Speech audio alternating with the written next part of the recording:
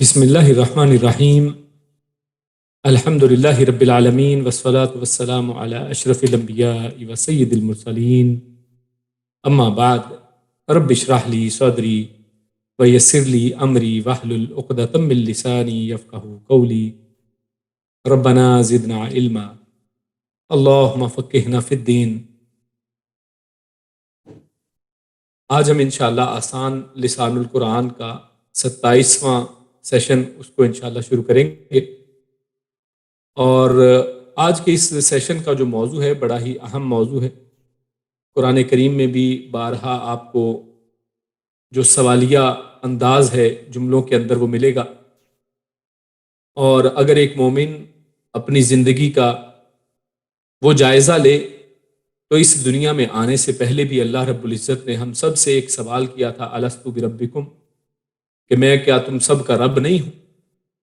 تو ایک سوال ہی سے آغاز ہوا ہے، اور پھر جب اس دنیا میں سے ایک مومن جاتا ہے تو اس وقت بھی قبر میں انسان کو 3 سوالوں کا سامنا کرنا ہے، جس میں اللہ رب العزت نے اسی طرح سوالات کرنے ہیں کہ تمہارا رب کون ہے، تمہارا دین کون سا ہے، اور تمہارا نبی کون ہے۔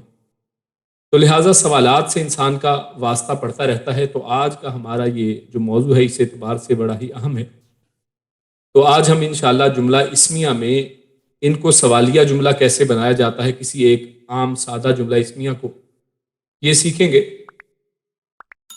تو اس کا آغاز کرنے سے پہلے ہم یہ دیکھتے ہیں کہ جب ہم سوالات کو دیکھیں تو سوالات ہمارے سامنے 2 طرح کے آتے ہیں، کہ جو سوالیہ جملے ہیں وہ 2 قسموں کے ہمارے سامنے آتے ہیں۔ ایک ایسے جملے ہوا کرتے ہیں کہ جن میں اگر سوال کیا جائے تو اس کا جواب یا تو صرف ہاں یا نہ میں دیا جا سکتا ہے۔ جیسے مثالیں آپ کے سامنے یہاں پر لکھی ہیں کہ کسی سے پوچھا جائے کہ کیا یہ قلم ہے، کیا اللہ کے علاوہ کوئی الہ ہے، کیا تم زید ہو، اور اسی طرح سے مختلف سوالات جن کا جواب سمپل ہاں یا نہ میں دیا جا سکتا ہے۔ تو ایک سوالات اس قسم کے ہوا کرتے ہیں۔ سوالات کی جو دوسری قسم ہے وہ ایسی سوالات پر ہوتی ہے کہ جن میں ہاں یا نہ کے علاوہ جواب دینا پڑتا ہے، صرف ہاں یا نہ میں جواب نہیں دیا جا سکتا ہے۔ مثلا اگر کوئی ہم سے پوچھے کہ ہم کون ہیں، تو ہم یہ نہیں کہہ سکتے کہ ہاں یا نہ، بلکہ ہم نے اس کے جواب میں کوئی نہ کوئی جملہ کہنا ہے یا کوئی اور بات کرنی ہے کہ ہم مسلمان ہیں۔ اسی طرح پوچھا جائے کہ ہم سب کو کس نے پیدا کیا، تو یہ بڑے سمپل اور سادہ سوال تو ہیں، لیکن ان کے جواب اس طرح سے سادہ نہیں ہے کہ ہاں یا نہ میں جواب دیا جائے، بلکہ ان کا جواب ہاں یا نہ کے علاوہ دیا جاتا ہے۔ تو اس اعتبار سے سوالات کی 2 قسمیں ہمارے سامنے آتی ہیں۔ تو انہی 2 قسموں کے اعتبار سے سوالیہ جملہ بنایا جاتا ہے جملہ اسمیہ کے اندر، جن میں پہلی قسم جو ہم نے دیکھی کہ جس میں ایسے سوال کیے جاتے ہیں کہ جن کا جواب صرف ہاں یا نہ میں دیا جا سکتا ہے۔ تو ان میں ہم ان کو کس طرح سے سوالیہ بنائیں گے؟ تو ان کو سوالیہ بنانے کے لیے ہمارے سامنے چند حروف استفہام کہتے ہیں، سوال ہی کو کہا جاتا ہے یہ لفظ، یعنی چند حروف استعمال کیے جاتے ہیں جنہیں حروف استفہام کہتے ہیں۔ یعنی اگر کوئی آپ سے پوچھے کہ یہ جو پہلی قسم ہے، ایسی قسم کو سوال بنانا ہو، تو ایسے جملے کو سوال بنانا ہو تو اس کو سوال بنانے کے لیے کیا استعمال کیا جائے گا؟ تو آپ کہیں گے کہ اس کے ساتھ حروف استفہام استعمال کیے جائیں گے۔ وہ حروف استفہام کون سے ہیں؟ تو بڑا ہی آسان اور بڑا ہی سادہ ہے کہ یہ 2 حروف استفہام ہیں جن کو آپ قرآن کریم میں بارہا اور عام عربی زبان میں، اور خصوصاً جو لوگ سعودی عرب یا کسی دوسرے عرب ملک میں رہتے ہیں تو یہ الفاظ کو وہ سنتے ہی رہتے ہیں۔ اور وہ 2 حروف استفہام کیا ہیں؟ آ اور حل۔ حمزہ زبر آ، یعنی الف کی شیپ کے اوپر زبر پڑا ہوا ہے، اور ہم نے پہلے شروع میں یہ بات کی تھی عربی گرامر ہی کے بالکل شروع کے درس کے اندر کہ الف کی وہ شکل جس کے اوپر کوئی بھی حرکت ہے تو وہ الف اصل میں نہیں ہے، وہ حمزہ ہے۔ لکھنے میں ہمیں الف نظر آ رہا ہے، تو اسی لیے آپ کی سہولت اور آسانی کے لیے، اور خصوصاً عربی جو قاعدے ہیں یا عربی قرآن کریم ہیں یا عربی جو نسخے ہیں یا عربی جو خطاطی اور لکھائی ہے اس کے اندر اس الف کو اسی انداز میں لکھا جاتا ہے کہ اس کے اوپر چھوٹی سی حمزہ یا اس کے نیچے چھوٹی سی حمزہ ڈالی جاتی ہے. اگر زیر ہوگا تو نیچے حمزہ ملے گی، اگر زبر ہوگا تو اوپر حمزہ ملے گی. تو دو حروف استفہام ہیں، آ اور حل، اور یہ دونوں ہی استعمال کیے جا سکتے ہیں کسی بھی جملے کو سوالیہ جملہ بنانے کے لیے. اور خصوصاً جیسے ہم نے پہلے بات کی کہ کس انداز کا سوالیہ جملہ کہ جس کے اندر جواب صرف ہاں یا نہ میں دیا جا سکتا. تو ایسے جملے کو، ایسے کسی سادہ جملہ اسمیہ کو سوالیہ بنانے کے لیے ان کے شروع میں آ لگا دیا جائے گا یا حل لگا دیا جائے گا. ایک اور بات سمجھ لیں، وہ یہ کہ اس میں کوئی خاص فرق نہیں ہے کہ کون سا لگائیں. یعنی آپ یہ دماغ میں سوال پیدا ہوتا ہے کہ ان میں سے کون سا کب لگے گا. تو اس میں آسانی الحمدللہ یہ ہے کہ ان میں سے کسی کو بھی آپ استعمال کر سکتے ہیں آپ کی خواہش کے مطابق، یا پھر جملے کے اعتبار سے آپ دیکھ لیں کہ کہاں پہ کون سا زیادہ سوٹ کر رہا ہے، کون سا بولنے میں لکھنے میں زیادہ اچھا آپ کو لگتا ہے، تو آپ کوئی بھی استعمال کر سکتے ہیں.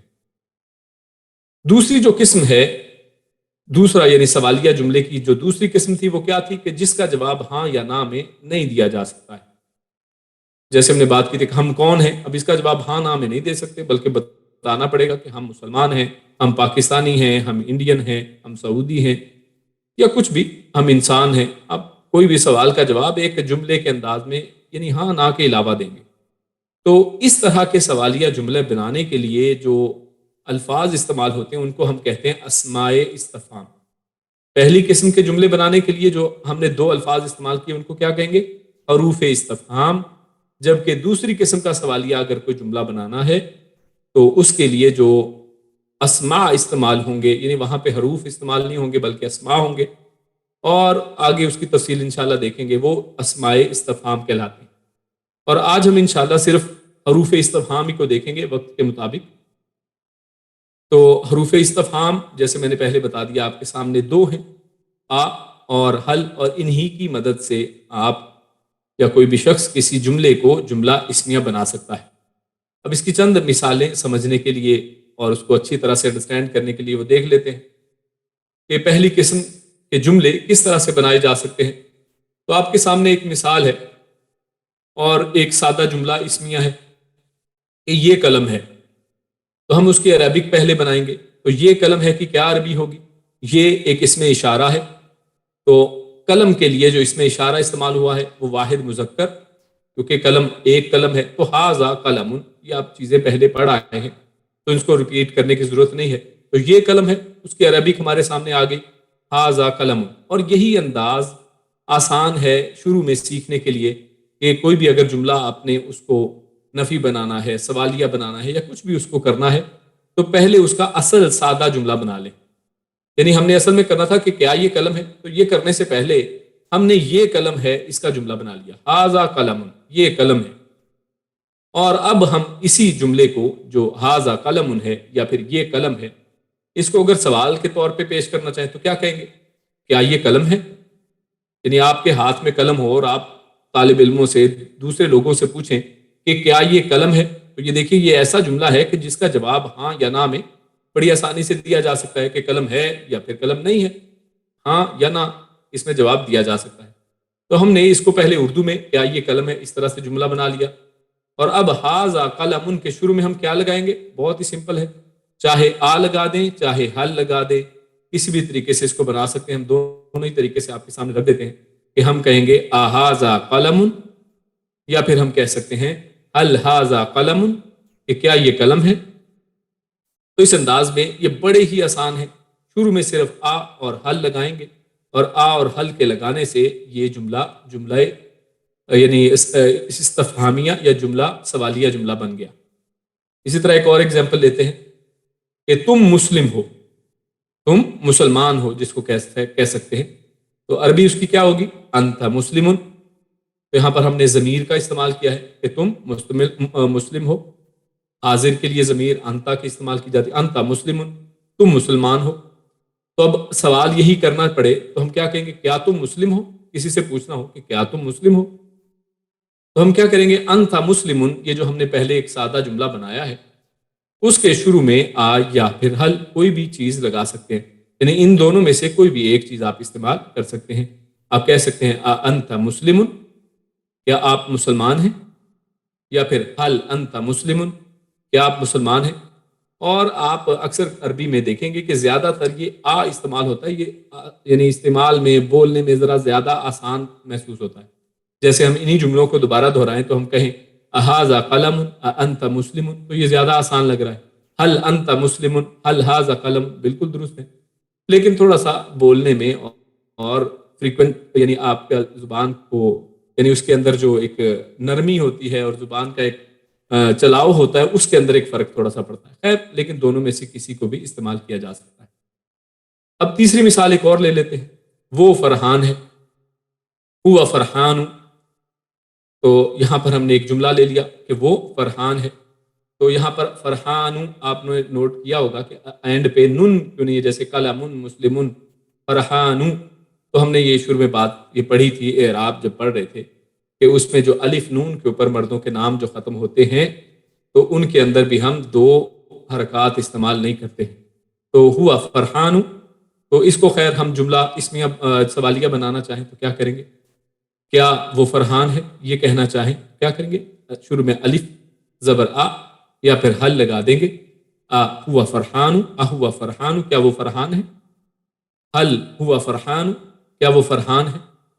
تو یہ بڑا ہی آسان ہمارے سامنے یہ ٹاپک جو ہے اور پہلی قسم جو ہے ان کو بنانا بڑا آسان ہے. اسی اعتبار سے ہم اس کے حوالے سے ایک اور چیز پڑھ لیتے ہیں. وہ یہ کہ اگر کوئی اس طرح کا سوال کرے تو اب اس کا جواب کیا ہے. تو ہم نے بات کی کہ ان کے جواب ظاہر ہے ہاں یا پھر نہ میں دیے جاتے ہیں. جواب جو ہے وہ یا پھر ہاں ہوگا یا پھر نہ ہوگا. تو ہاں کے لیے عربی زبان میں ہم لفظ نعم استعمال کرتے ہیں.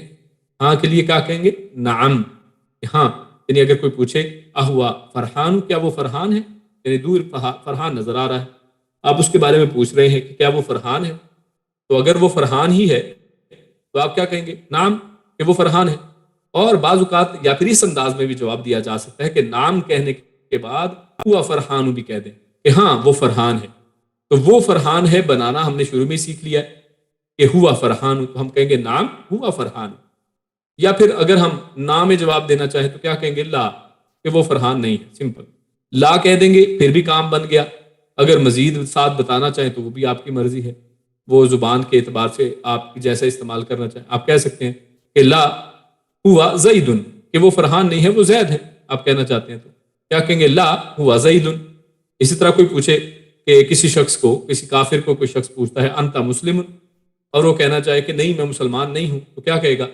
لا انا کافر، یا انا یہودی، یا جو بھی کہنا چاہے. اور اسی طرح کسی مسلمان سے پوچھیں گے انت مسلم، تو وہ کیا کہے گا؟ نعم انا مسلم، ہاں میں مسلمان ہوں. تو اس انداز میں ہاں اور نہ کے لیے لا کا لفظ استعمال کیا جاتا ہے، ہاں کے لیے نعم کا لفظ، اور نہ کے لیے لا کا لفظ استعمال کرتے ہوئے یہ پہلی قسم کے جو استفہامیہ جملے ہیں، سوالیہ جملے ہیں، ان کا جواب دیا جا سکتا ہے. آگے ہمارے پاس ابھی تھوڑا سا وقت ہے تو اس میں ہم ایک چیز صرف اور سمجھ لیتے ہیں. وہ یہ کہ دوسری قسم جو ہے اسماء استفہام جو ہیں ان کے اعتبار سے ایک چند باتیں صرف جان لیں گے. انشاءاللہ اس کی تفصیل ہم اگلے درس میں پڑھیں گے کہ وہ اسماء استفہام کون سے ہیں اور ان کو استعمال کیسے کیا جا سکتا ہے. تو انشاءاللہ اگلے درس میں ہوگا. آج کے اس درس میں ہم ان کے حوالے سے صرف مختصر سی چند باتیں دیکھ لیتے ہیں. جیسے ہم نے پہلے بات کی کہ پہلی قسم کے لیے تو ہم نے حروف استفہام استعمال کیے تھے، لیکن دوسری سوالیہ جملوں کی قسم جس کے اندر جواب ہاں یا نہ کے علاوہ ہوتا ہے، ہاں نہ میں جواب نہیں دیا جا سکتا ہے، ان کے لیے ہم اسماء استفہام استعمال کرتے ہیں. تو کیونکہ ہم نے یہ بات کہی کہ یہ اسماء ہیں، اسماء تو اسم کی جمع کو کہتے ہیں اسماء، تو اس کا مطلب یہ ہے کہ ہم نے شروع میں پڑھا تھا کہ اسم کو اس وقت تک جملے میں صحیح طرح سے استعمال نہیں کیا جا سکتا جب تک اس کے بارے میں 4 چیزوں کا پتہ نہ ہو.